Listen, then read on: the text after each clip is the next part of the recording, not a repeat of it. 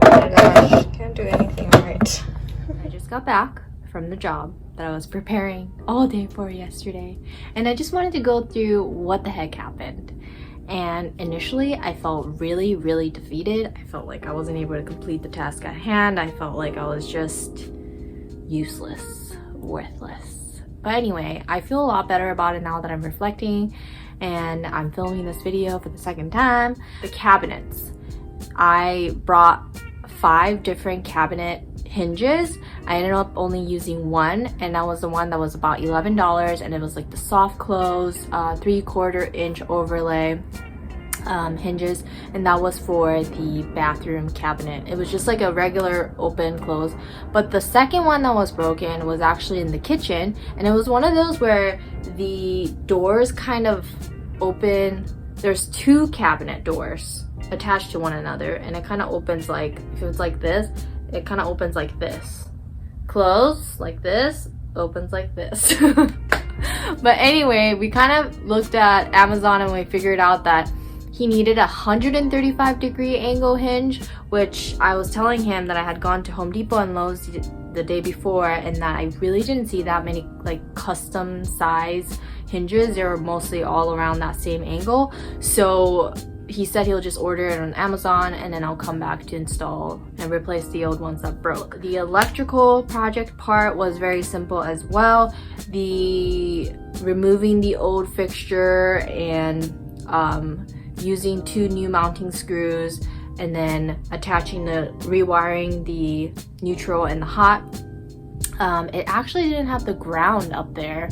So, I mean, I connected what needed to be connected, and I attached the new light, the way to adjust for, you know, the sensitivity and the length and or the distance of the sensor, the motion sensor, you have to do on the actual device. So you kind of have to stand up on a ladder and then flick on like how sensitive you want and what distance and whatnot. But we figured out together, and that was probably like 15-20 minutes tops. Third part was the Durabox mailbox, and the screws that I came with were really thick because that Durabox is really heavy. So what ended up happening was those anchored screws, I forgot what they're called, like those heavy duty ones for stucco, like I hammered them in, but it would still keep coming out. And if for the second hole, I was like, okay, maybe I drilled too big of a hole. I ended up keeping this one, by the way, the 14-piece for brick and block drill bits in different sizes. I think I used the 3/16, the 5/16, and then the 3/8. Tried to put those screws in with a one size smaller drill bit. I wouldn't be able to hammer it in. It was just way too small. So it had to be that same size. But when I hammered that that anchor in, after I screwed it on, after I tightened the bolt, it wouldn't tighten all the way. So there must be something I was doing wrong.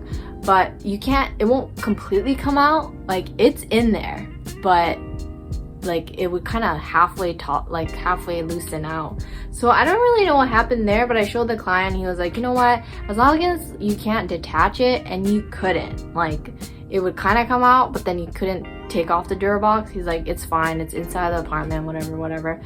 And it was just taking me too long, I felt. So that went mediocre well. I felt pretty defeated because of that part.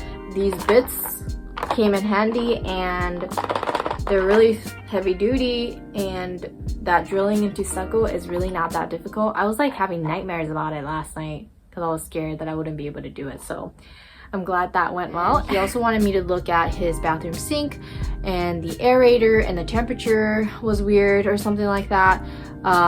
So I took off the aerator, looked at both sides. There wasn't really much of calcium buildup, but I cleaned it anyway, put it back on, and water was still trickling out. Like, it wasn't that much water coming out. At that point, I didn't know what else to troubleshoot it with. And then as far as the water temperature, because he had a mixing valve, like a one-handle mixing valve, I took off the top part of the handle, and there's like a dial up there that you can adjust, but I could not figure out how to adjust that dial. The little plastic ring around it was just like I could put a flathead in between and kind of twist it left and right to see if it'll budge, to see if I can actually, you know, shift the dial, but it felt like I was just breaking the plastic. So I showed it to him and I was like, there might be like a special tool that plumbers can use to adjust it, but that should be how to adjust the temperature.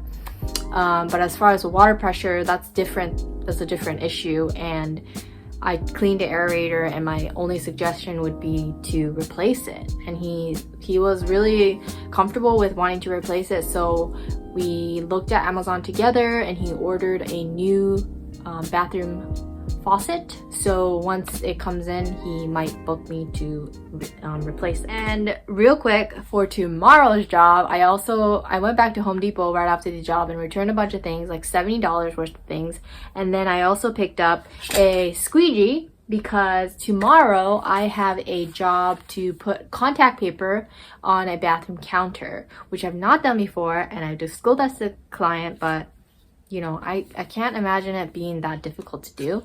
So I got this. I did some research last night, and basically if you spray it with soap and water and while you lay it onto the counter, it doesn't bubble up as much. And then you also need something to kind of scrape out the water. I just wanted to get a squeegee. I know we need it for the house anyway, so this was only $5.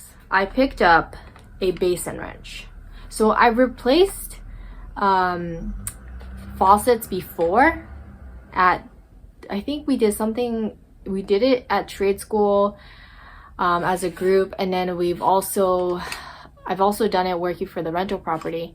But I just remember that it was really difficult to do because, like, laying down underneath the kitchen sink, the space between the actual basin, I guess, and the cabinet wall behind it is so small that it was so difficult for me to reach the nuts underneath to unscrew everything. So hopefully this basin wrench will help me not have that difficulty. I just haven't done it very many times, and the last time we did it, it just didn't go that well. The person that we're working with together to replace it had no choice but to just like break the freaking kitchen sink, the old kitchen sink faucet, and then like hammer everything out.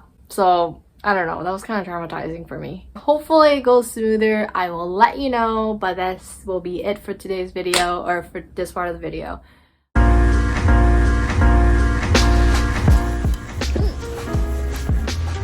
the hiccups.